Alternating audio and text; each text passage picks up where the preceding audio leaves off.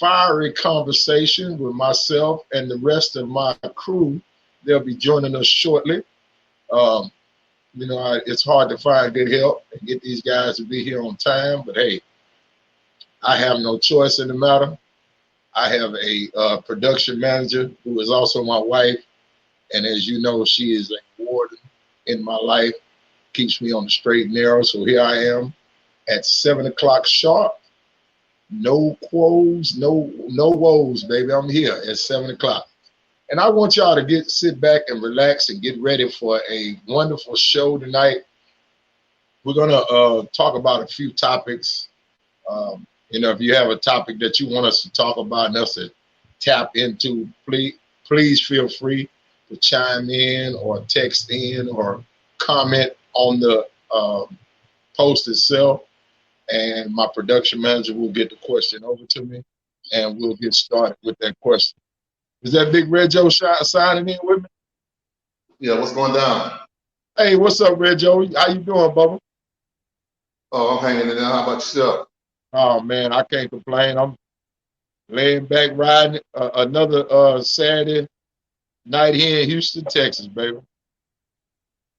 Yeah, so how's your everything was good with you? I'm still over here in the house trying to do the show. Oh, okay. All right. They was doing so much, she didn't really get to my scene yet. So I had to stop and start doing this. Okay, well, make sure you find you some good light and a quiet place, and we ready to go. Who was that? Who else is that chiming in with us right there? What's up, fellas? Oh, that's Reverend KJ. Hey, man, what, you in the bed or something? Nah. We ain't trying to have no 976 show, man. What you doing? Chiming in. What's going on? You laying in. Huh? No, sitting there watching the game. Hey, man, won't you sit up straight so we can see your whole face instead of just part of your face, brother? What the game is you playing? Oh, boy. Oh, Lord. Oh, you can't get yourself together. Okay. Yeah, that's much better, man. We not Man, trying shut up and talk, boy. Shut up. Hey, man, look here, man. God, dog. Ooh, you about to get on my nerves, boy. About to get on my nerves. Reggie, it's hard to find good help nowadays, man. Hard to find What's good help. going on with y'all, man? We're going to go ahead and get started, just us three. All right. The first topic I wanted to talk about today was, well, let's talk about these kids going back to school, man. What do y'all think about that? Amidst this COVID-19 situation. It's funny that Say again? Go ahead. Go ahead, Kay. Now, it was funny you asked that because me and probably Wednesday or so of this week, me and this dude was talking to Great Face, the dude that DJ up there at Carol's. And me and him was chopping it up. It's like, you really can't get grown. I mean, you got some of these adults out there out in these streets literally every day of the week, Monday through Sunday. They out ripping and running and hanging out, and you can't really get 30-something, 40-something, 50-something-year-old people to comply 3 days out the week. So, I don't know. I just look at it like how you expect 12, 13, 14-year-old kids to do what they're supposed to do. Oh, it's not going to happen. It's not going to happen. I'm not a fan of it. Hey, I'm not a fan of it at all. My thing is that right there, what you touched upon, KJ, was the biggest problem that I have with this situation, them sending these kids back to school. Now they're saying that these masks and the social distance, 6 feet apart or whatever is supposed to control COVID-19. Now, Right. Explain something to you. You are not going to, like you said, these 12, 13, and 14-year-old kids, you're not going to get them to wear a mask all day long. They're not going to stay 6 feet apart. They're not going to wipe surfaces. They're not going to clean their hands, right. With sanitizer and wash every surface afterwards. Man, look here. And not only that, Kay, my biggest problem is this also. We have so many mixed families that are living together. You got grandmothers staying with their daughters and sons and the grandkids. And these kids are going to go out to this petri dish, I call it, this lab experiment that they call the school now. And they contract COVID-19 or whatever and bring it home and give it to their elderly grandmother or elderly grandfather or elderly uncle or somebody. Now, it may not affect that kid, but it affects grandmother or grandfather to the point where it puts them in ICU and on their death with a respirator. Right, so I just don't agree that we should be trying to get these kids back to school. But you got to understand something. All this is being done because of economics. They want to get these kids back to school so they can get these parents back to work and this economy back to rotating like it should be going. Reggie, what you think about the situation? You got, you have more of a, let's say you got a dog in the fight because you got 3 kids sitting at home that are all school-age kids. Yeah. So what you think about the situation? Well, myself, I'm kind of leery of it. Right now my kids are being homeschooled, for the first 3 weeks, and I've been talking to teachers and trying to find out, what kind of preparation y'all doing to keep these kids safe. Like you said, they're not going to not wear masks. Kids like to share stuff and, hey, man, let me see your mask. And, okay, I see, and, hey, man, I don't know how this works, but believe me, I'm very scared. The problem is a lot of these parents can't teach their kids nothing. Right. Now, that's another problem. Your kids sit at home not learning a damn thing. Right. Me, fortunately, I have a wife that's very, adamant about you learning your lessons. And, we get up every morning and we sit down on the computer and try to help them do what they need to do. And like you said before, I heard you say this before, JD, hell, this has been a long time since I've been to school, so there's some stuff I don't even know. I have to Google it. Like you say, how can you be dumb and you got a smart? Hey, Reggie, me and you laughed and joked about this the other day when we were talking on the phone about you and them kids. Hey, KJ, not only are they homeschooling these kids, right? Now, what they did was they gave the parents 2 jobs. First of all, they made the parent a teacher. Now, you're not getting paid for now. Yeah, I was about to ask that.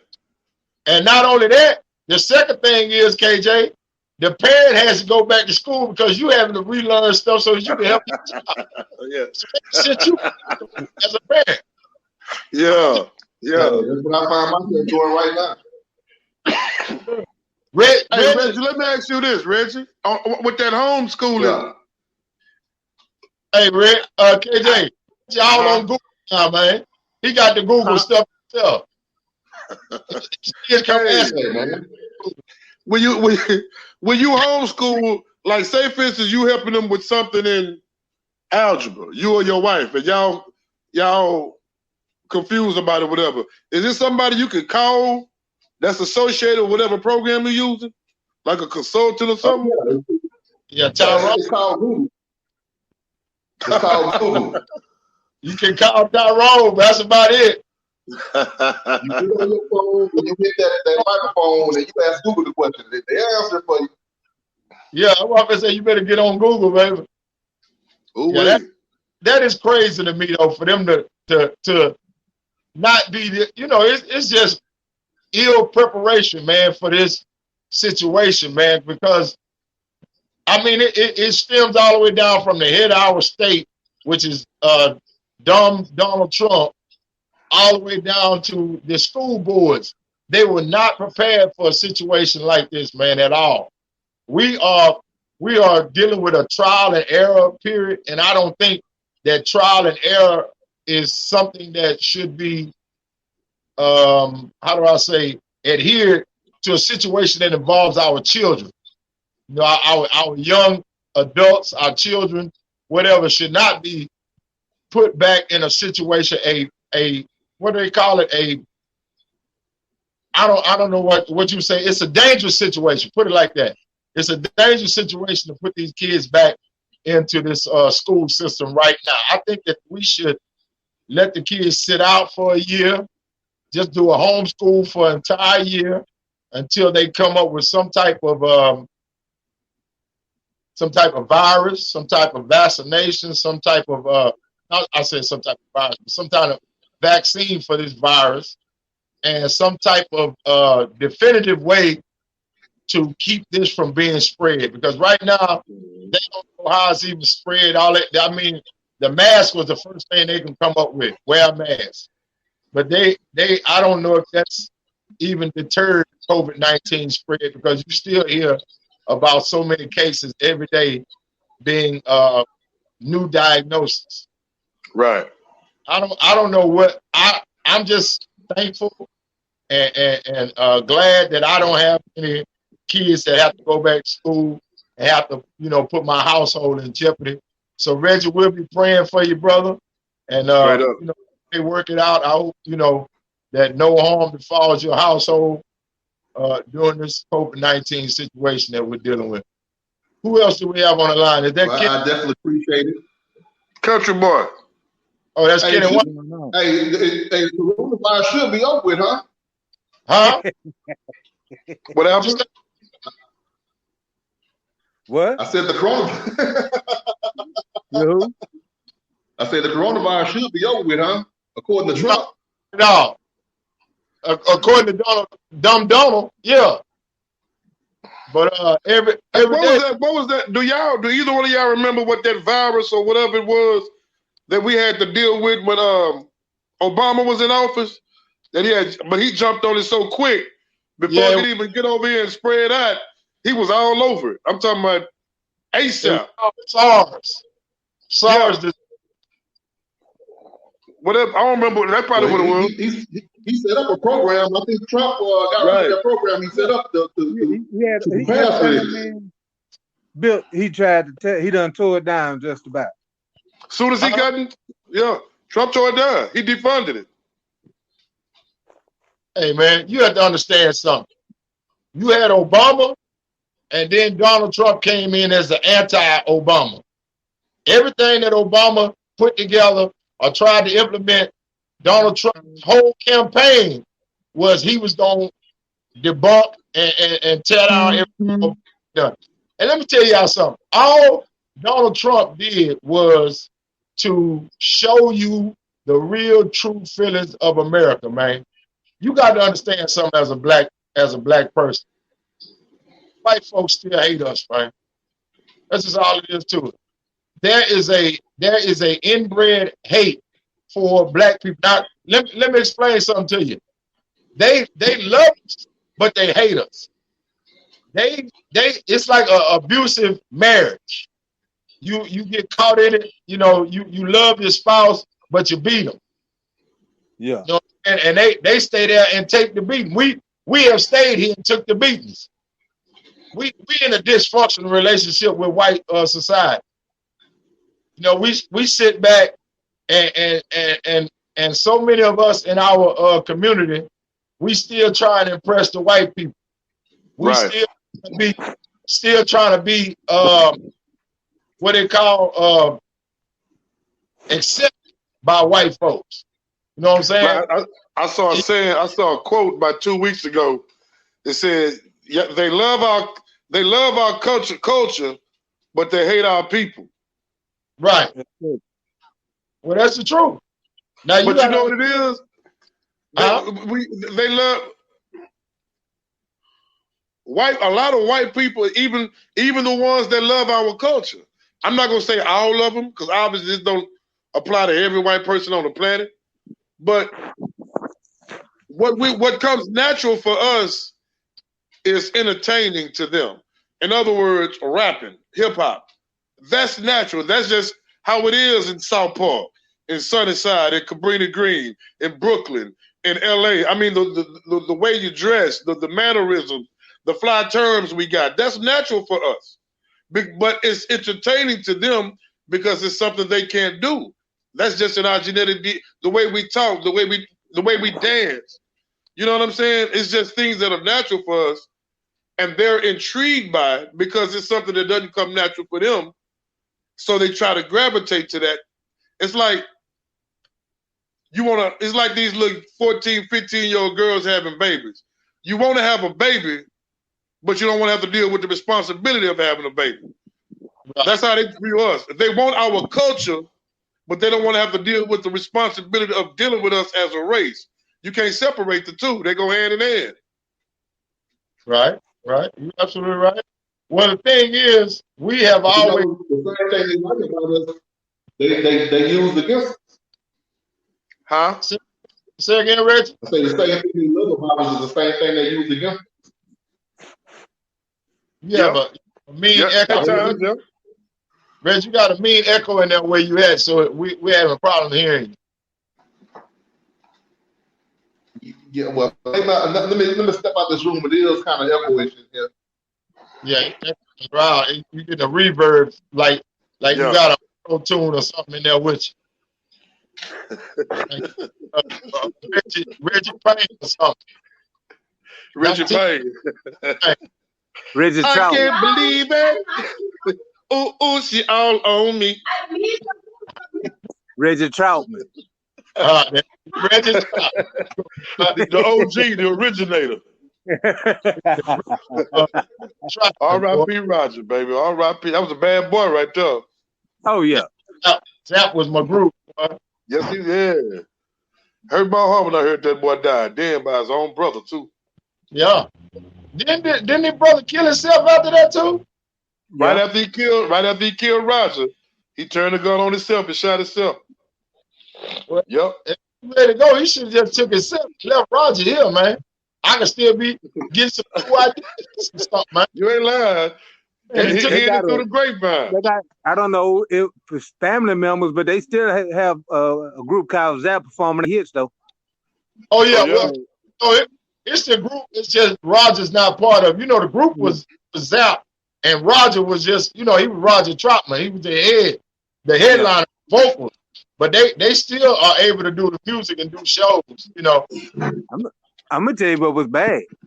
What's that? Me and my wife went to see Turner Tom without Raphael Sadiq. Oh boy, I know they was horrible. Wow. So who was singing lead?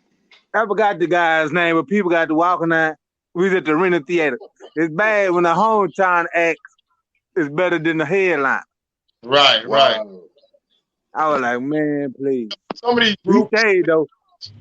Some of these groups are trying to linger on without their leader, and it's out of pride and thinking you could do it without certain people. But man, your group was your group, brother, and you can't. That I tell people all the time, NWA was never the same after Cube left.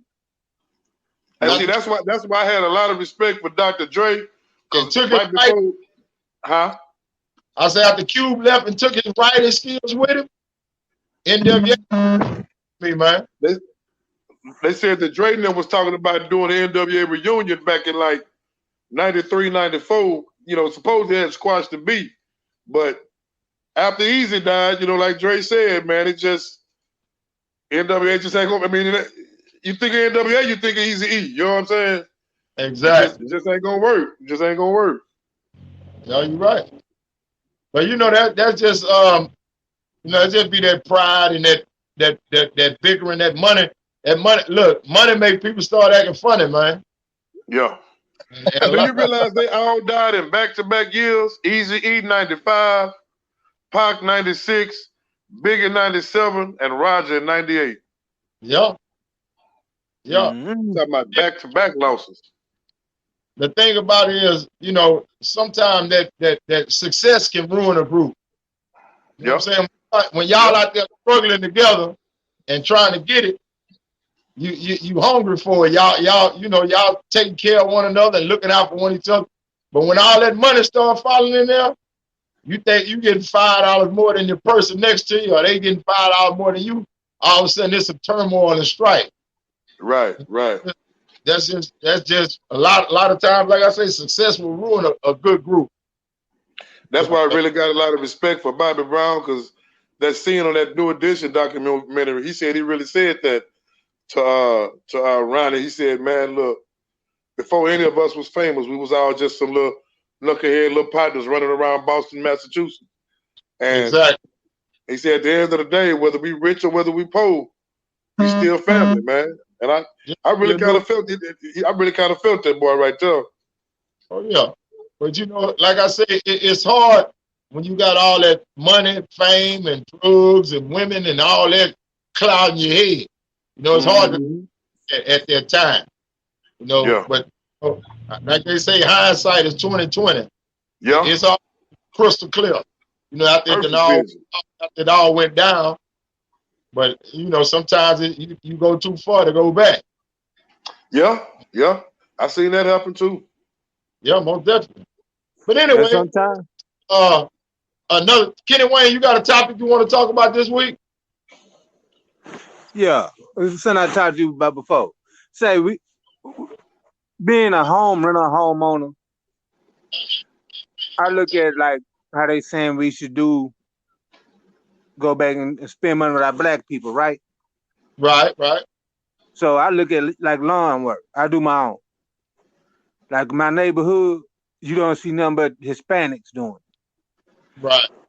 Growing up, there was a black man's thing. I saw a lot of black men cutting yards, doing for self. It's like we don't do nothing for ourselves anymore. We'd rather pay somebody else to do it. And I'm like, even my dad, I was like, Dad, I can come cut you out and I'm going to pay old boy to do it. Yeah. Right. You know, but when I was a kid, either cut the yard or he going to lock up the bicycles or my mama going to beat me half till I faint. But now, now it's like, what happened to some of the brothers where it's just like, man, I work 10, 12 hours a day in the heat. But if my yard need cutting, if something need done, I don't believe in paying anybody for something I can do. Right. You know, and I just think that's the problem. Then they say we don't save our money. That's frivolous spending to me. And if I got to paint this room, I'm going to paint this room. Right. You know, I'm not just paid Hector to come in my house. Well, I'm gonna tell you like this here, Kenny Wayne. I'm not, I admire you for that, brother, for cutting your own yard and all that other stuff you do. But I'm not cutting no grass, bro. It's too hot in Houston, Texas, and I'm too out of shape to be out there in the grass. I'm gonna be out there with that lawnmower running, passed out behind that mower. Ain't no sense in nobody has to come out there and pick me up off the ground. Cause let me tell you something. At my size, Kenny Wayne, a cat ain't. Hey, the first thing they gonna come knock on my door and tell my wife, "Hey, that big dude fell out there." That's like they can't pick me up. So let me tell you what I'm gonna do. Somebody, wait, but he ain't said his name. He said that big dude fell out there. That big dude fell. I caught that. Hey, look here. Let me tell you something, Kenny Wayne. Because let me tell you, I do a lot of things, right, to make other money. Money. Cutting grass ain't one of them. So guess what? I got a black man who actually came. I got a black dude that I found that cut grass, and he actually came and cut my yard today. And I had no problem giving that man that $35. You see what I'm saying? I'm not. My she's giving it to other folks. I'm glad to have a black yard man. Like you said, it used to be our profession before them Hispanics took over. But we let them take over. Let me tell you something my dad told me a long time ago, Kenny Wayne. One thing about it, you ain't got to fire black people. You ain't got to fire them. Black people fire their damn self by not showing up, not being consistent. Yeah. So let me tell you something. If I got a black dude cutting my grass now. If he ever not show up or don't be consistent, his ass is fired. And I don't have no problem. Get my damn yard that week. See that? Well, we want people to spend money with us as business owners, but we don't want to do business. You see what I'm saying? We don't want to give people good service. We don't want to give people their money worth. You know, you have a lot of black business owners who fail and fail in their businesses because they don't take care of their business. You see what I'm saying? But let me tell you, I don't have no problem spending my money with you, but what I spent my money for. You see what I'm saying? Yeah. So but a lot of black businesses have problems because they have a problem with their service, amount of service that they give people, and they want top dollar for let's just say for shabby work. And if you're gonna give me shabby work, don't expect top dollar for it. So I understand what you're saying, and you're right. I wish I could get out there and cut that grass every week like it need to be, but I'm just gonna be honest with you. That son and me, these folks don't get along with one another at all. But I can dig that. Yeah. But like I say, my pops he paid the dude, but my dad, you know, that's just the son of me saying I come cut it. He got the money to pay for it. See what I'm saying? Right. But it's just me being this boy. I say, man, I come cut it. You can save that money. And he's like, nah, he good. Hey, but, man, you're probably worried about you messing his yard up.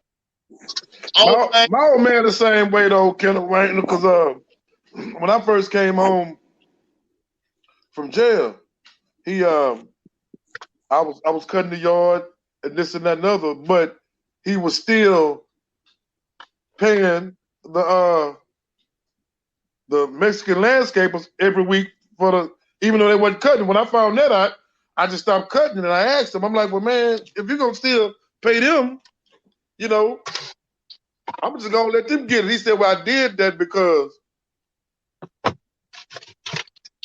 it's gonna be a time where you're not gonna be able to cut it. He know you was gonna, and I don't, huh? He knew you was gonna quit on him. No, I wouldn't call it quit, but he know we'll be traveling for work or whatever. He said it's gonna be some times where it need to be cut and you just not available. Right. Then I'm gonna have to run them down or run somebody else down to do it. So I'd rather just go on and keep paying them. And it kind of made sense, you know what I'm saying? Oh, it made a whole lot of sense. Considering you ain't cutting it no more. He knew you were gonna quit on him. You gonna have to do something else. You weren't gonna cut his yard forever. He knew that. Say, man, I ain't gonna lie. If I wasn't on such a budget, I would pay somebody to cut my yard too. I cut my yard in phases. You know what I'm saying? I might get the front one day and half of the back the next day and half the back the next day. You know, so that's how I'm doing it because I can't get out there and do it like I used to. Reggie, I'm glad you brought that up. That's why I don't cut my yard, because by the time I finish cutting my yard, it'd be time to cut it again. By the time I get through with the backyard, the front yard be the grew back up hell. So I just go on and pay somebody and get it over with. I can go out there and enjoy my yard and be through with it. Yeah. Bro, let me tell you something. All the iced tea and water and lemonade and all that my wife bring out there wouldn't help me with all that sun out there. So I just choose to just get my little $35 together and wait on old buddy to come and him and his crew take care of it within 25 minutes, 30 minutes, and they gone on about their business. And we both happy. Yeah, it's good when you're paying for good service, but right, that's great actually when you're paying for good service with your own people. I'm just saying because I have to find a brother who seems to be a diligent and he gives me a good service and he is diligent about being here on the day that he's supposed to be here. So I'm cool with it for right now. But like I said, the old man always said, you ain't never got to fire no black people. We'll just stop showing up. We fire ourselves. So I hope this don't happen with him. But I'm always like KJ Daddy had a backup plan. I got one too. But I ain't getting out there. My wife tried to get me to go buy a lawnmower. I told her you got to be crazy. I'm not going to buy no lawnmower. Let me tell you something, Ken Wayne. Why set yourself up? Why would I go buy a lawnmower and I'm gonna end up behind? No, I'm not doing it. I just crazy. I'm not. I got good sense. I told my wife I can't wait till till my grandsons get older. I'm telling you. So I can put them out there. But by that time, I hopefully we have some land by 2 acres. Right. I'm gonna have me a ride lawnmower, and I'm gonna get them the lawnmower without the motor.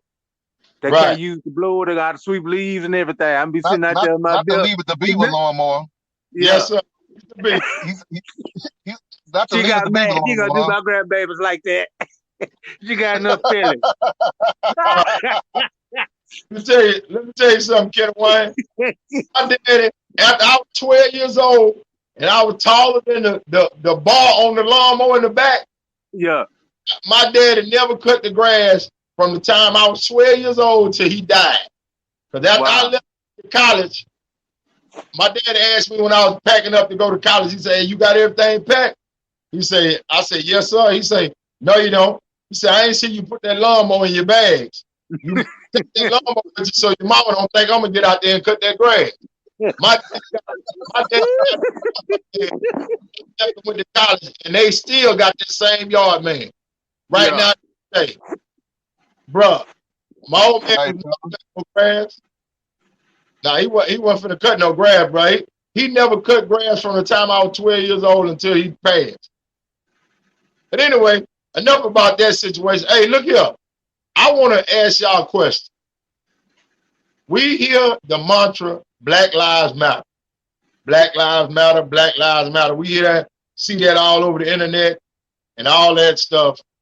Black Lives Matter. Okay, I understand Black Lives Matter. But how in the world do we expect white people to take us serious talking about Black Lives Matter and we steady killing each other in the hood every damn day? How do we expect people to take us serious when we don't give a damn about black lives in our own neighborhood? You have 40, 50 people getting shot in Chicago in a weekend.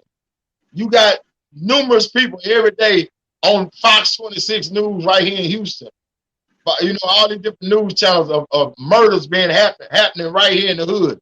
We killing each other steady day by day, brother on brother crimes. We steady robbing each other's houses. We steady shooting each other, killing each other. How do you expect white people to take us seriously with a movement talking about Black Lives Matter when Black lives ain't matter to our own damn people? What do y'all feel about that situation?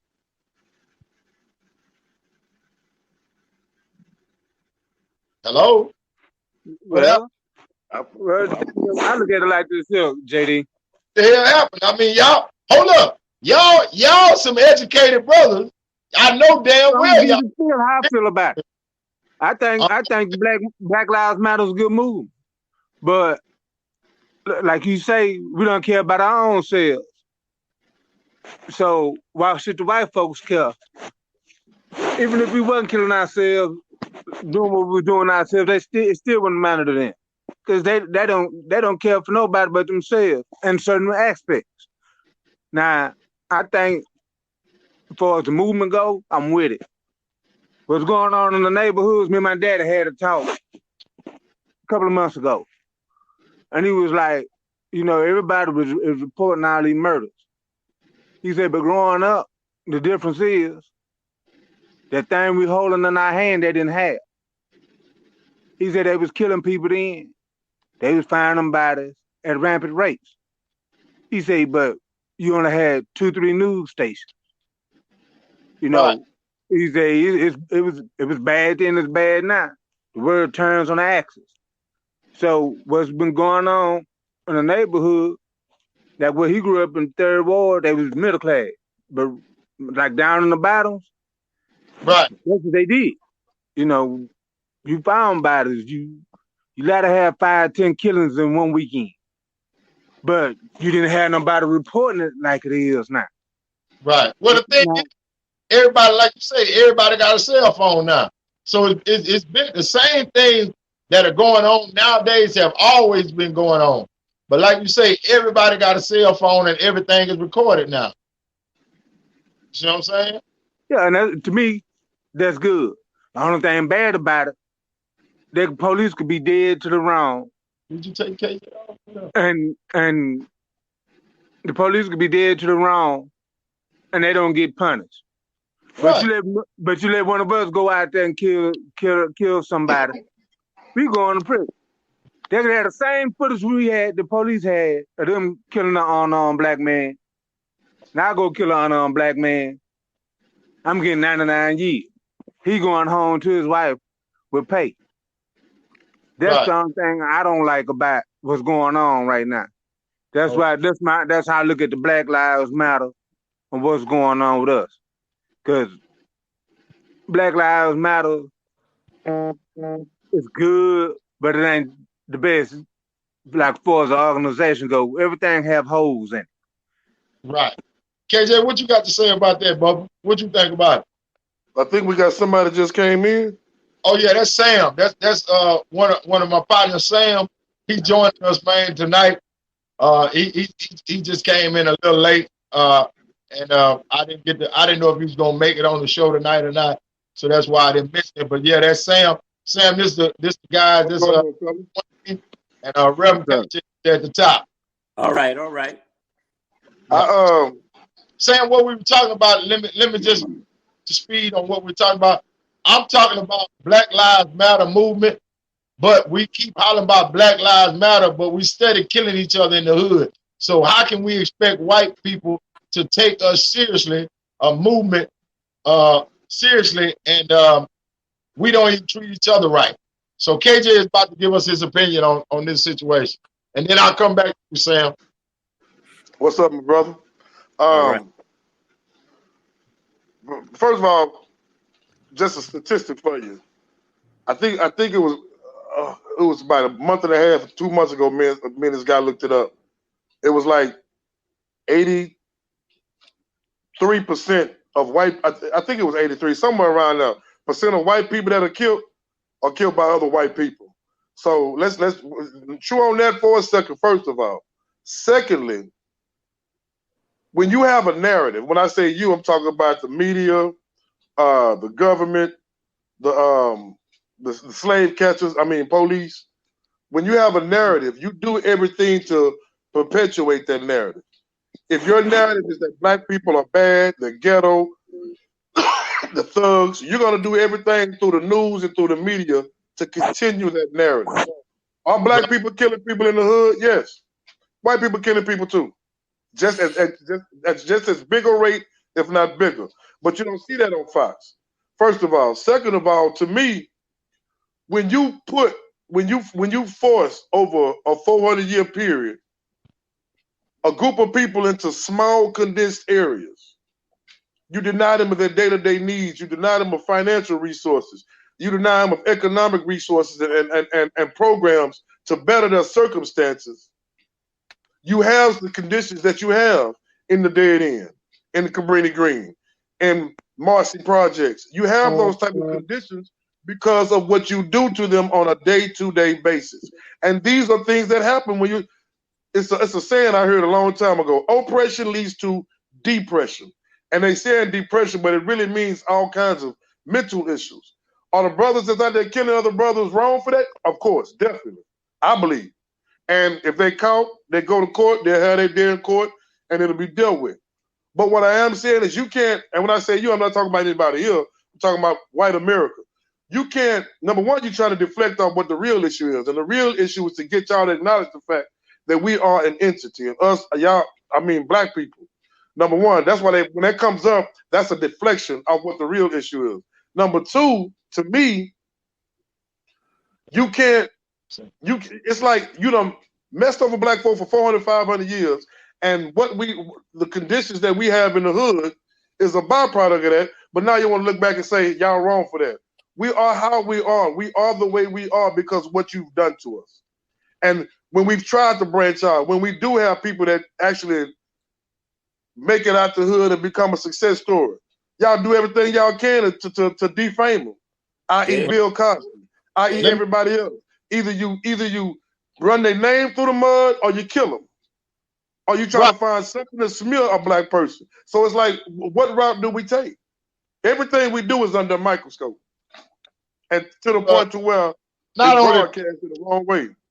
Not only what you're saying, but you have to understand something. on victimizing black people, period.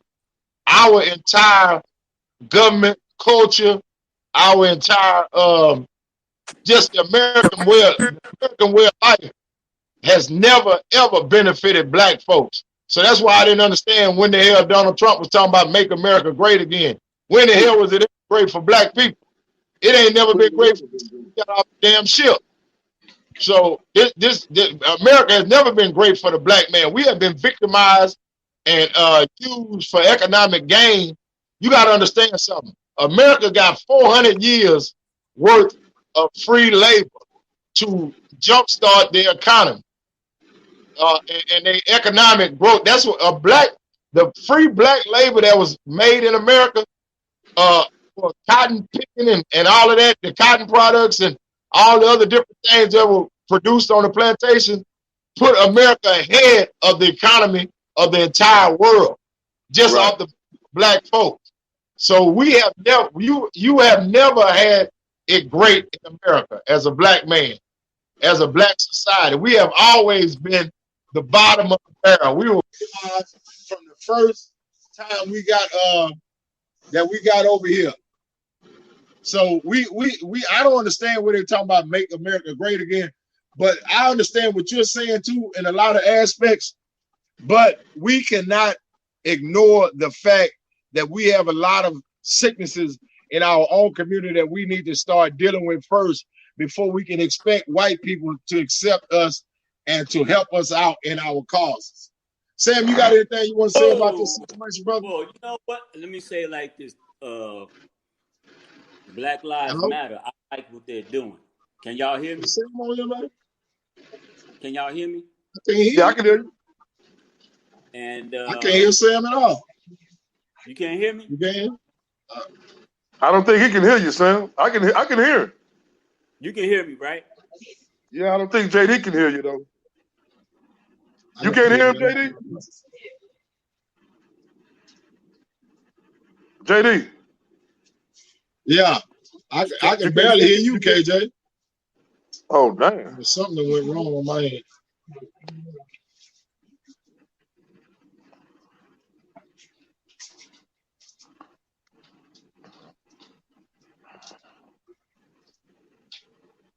I can't hear nobody now.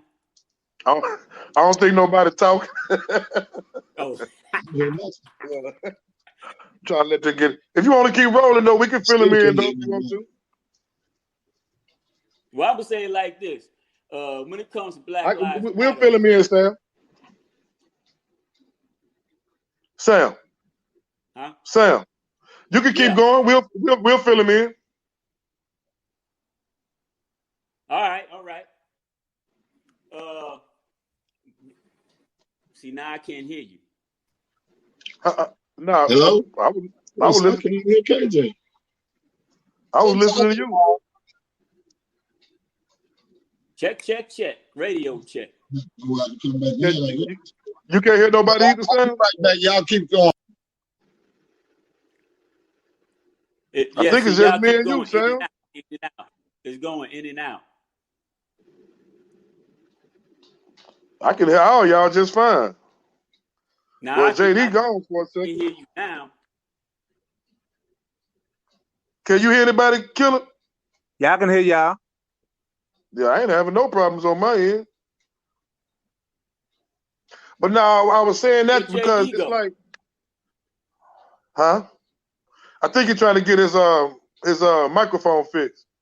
But now that kind of, it's like, Well, you know what? Black on black crime is not new. It's been going. Hey, fellas, I'm back. all right.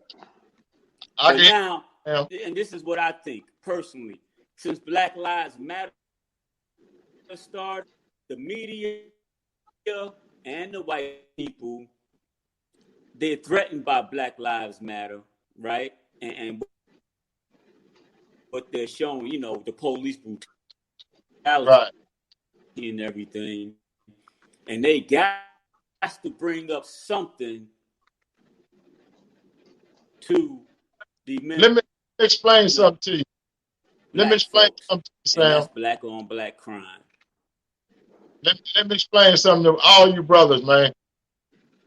Do you know that white supremacy is a way of life for white people? They have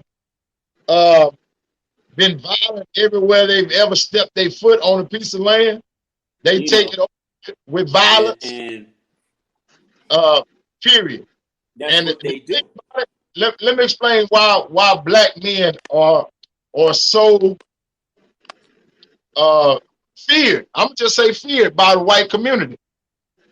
Because the thing about it, Sam, KJ, Kenny Wayne, let me tell y'all something.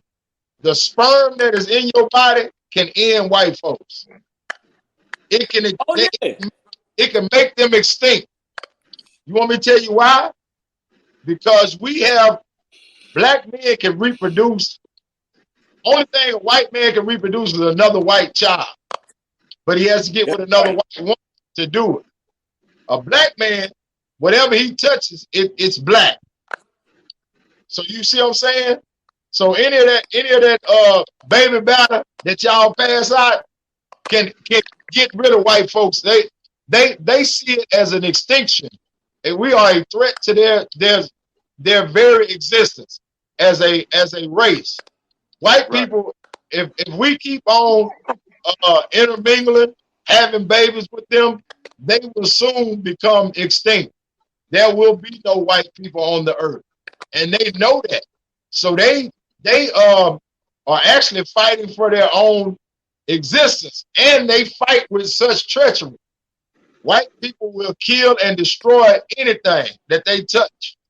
They have done that all over the world. There's documented that they are everything that they've ever touched, everywhere they've ever stepped their foot on the land, they bring turmoil and chaos and destruction wherever they've ever landed. So you have to understand the animal that you're dealing with in a white person. Now Right? look at the irony in what you just said. What's that? Their very existence is predicated by violence and destruction. Yet they want to bring up black on black crime. Well, that's the trick of the enemy, brother. That's what I'm saying. No, I'm agreeing with you. That's what I'm saying. Your very existence, everything that you've accomplished, you've gotten through chaos and turmoil. Right. Yeah, you want to ask black people about black on black crime. That's part of your DNA. That's what I'm saying. I'm talking about them. Ourselves and each other. White folks have taught us to hate ourselves and each other, and we steady perpetuate that hate all the time in our own community. We can't even get together and get things done because we don't trust one another. We don't like one another. We still have dark skin against light skin situations. We still have, Negroes who think they make $20 more than you a week. They think they're on a high pedestal. You ain't on their level. We still have that divide and conquer syndrome that they put in our society to Willie Lynch laws. And Willie Lynch was one of the greatest slave masters, and he taught other slave owners how to treat their slaves and how to keep them separated. And how you think 5 white people on a plantation oversaw 150, 200 black people? They had to keep them divided. They could not let them join forces and get together. So they had to come up with schemes on how to keep us divided. And we have stayed divided ever since the plantation. So that's part of the biggest problem right there. We perpetuate our own hate, and we even have racism amongst our own people. We racist against each other. White folks don't have to be that racist to us no more. We'll be racist to one another now. We'll take care of it. It's on autopilot.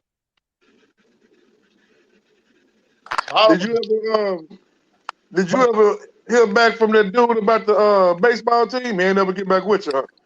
What's that? The brother over there about the baseball team with 4-4. But no, I never heard nothing else from him. But like I say, you ain't got to fire black folks. They fire themselves.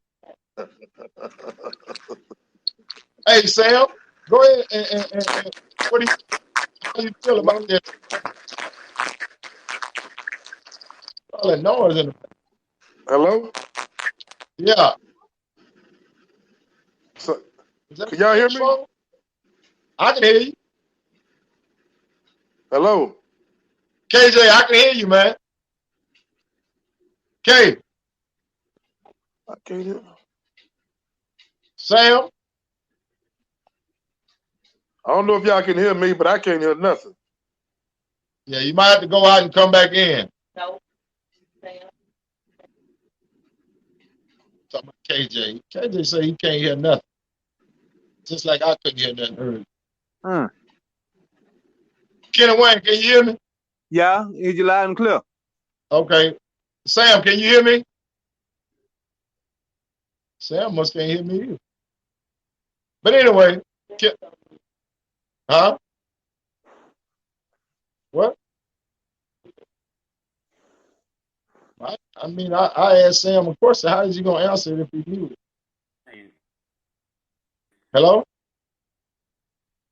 Sam. Going back to, if you can hear me, going back to what you were saying about how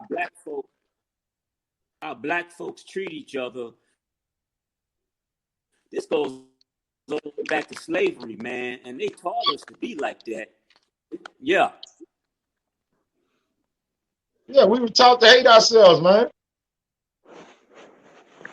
So when we got over here as slaves, the first thing they did was strip of our identity, our history, our own religion. They stripped us of everything.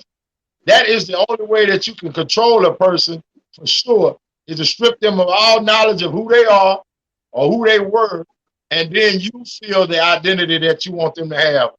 You tell them who you want them to be, and that way you will always control them.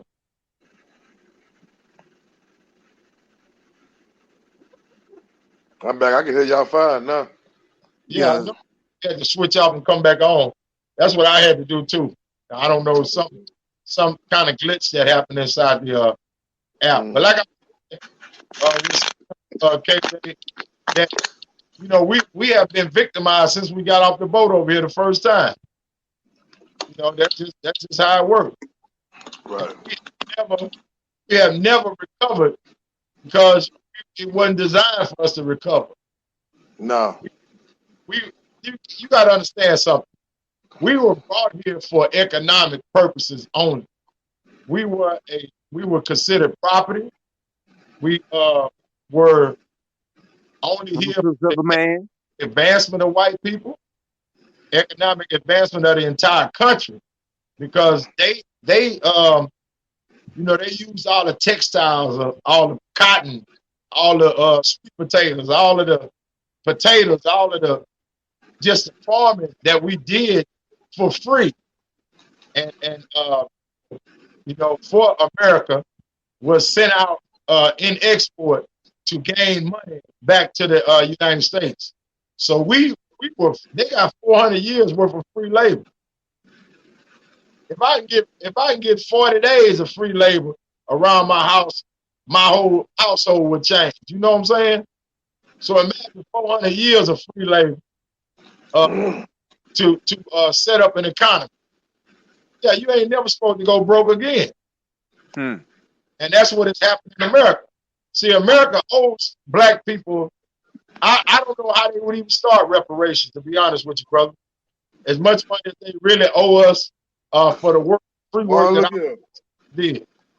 I don't even know how they would even measure that, to be honest with you. So that's how I know reparations would never happen in the United States, because they don't even know where the hell and how much to start paying us.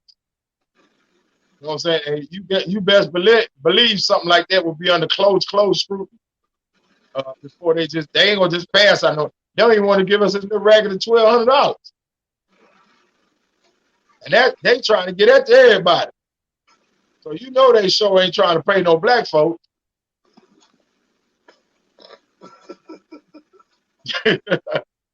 Okay, they don't want to give you the extra $600. They don't want to give you $1,200. They don't want to He give you nothing. said he's on ragged at 12. Like they gonna look. They act like that was some life changing money, man. You know what I'm saying? Hell, They I treat mean, that. it helps some people out, but bro, wait something, man. They act like they giving us a king's ransom or something, man. But Let me tell you something. that's a month worth of bills. This how crazy I know our government is. There was a white guy who said that they stopped giving people $600 a week because they were paying people more to stay off work than they were to go back to work. Then he said that $1,200 a family can live 3 months off of $1,200. What damn family you know can live 3 months off of $1,200 damn dollars? And if they do, basically saying you can live off $400 a month. Man, you tripping. Where? See that? You know what? That come from that white mentality of them ultra rich white folks who don't even know how much a gallon of milk actually costs. Man, just my rent, Wi-Fi, and phone bill a month more than that. Exactly. Shoot. Yep, I can understand. Believe me, the bill. He tripping. That I mean, it helped, but it wasn't no like money. Yeah, it helped. I mean, and you know, I appreciate it, but don't sit act like I'm indebted to you because you gave me $1,200. And truth be told, that's really the money that we work for. Right. That's taxpayer money they're giving back. But what's crazy is I saw, and it might have been the same politician you was talking about, just talking about JD. It was a politician saying we don't want the public to get comfortable with not working. Right. So that's why but all the money off the top, when they first released the funds to the public, the folks that do the least work, the trillionaires, got the most of it. Exactly. They're not out here pushing shovels and driving 18-wheelers and teaching classrooms. They got their money from their daddy, and their daddy got it from their daddy, and their daddy got it off the backs of slaves. So they not working, but you giving out. Why would you give during this pandemic? Bill Gates has either earned or been given. My bad, not given. $17 million as bailout money. $17 billion, my bad, as bailout money. Bill Gates was already worth $88 billion before he got that money. Right. Joe Blow got a family of four. We can talk about this until we blue in the face. It ain't gonna do nothing this week. Yeah, my bad. Yeah, I see the time. I feel you. We're gonna get back to this, man. But hey man, we got 2 minutes. I appreciate y'all coming on the show with me tonight, man. And we got we got work to do, man.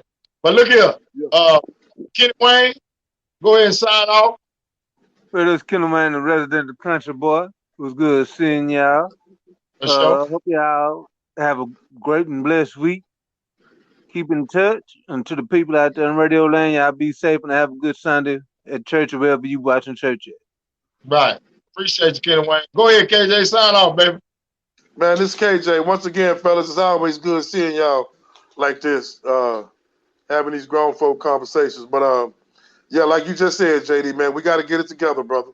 Yeah, we've done it before. We can do it again. Amen. Mm-hmm.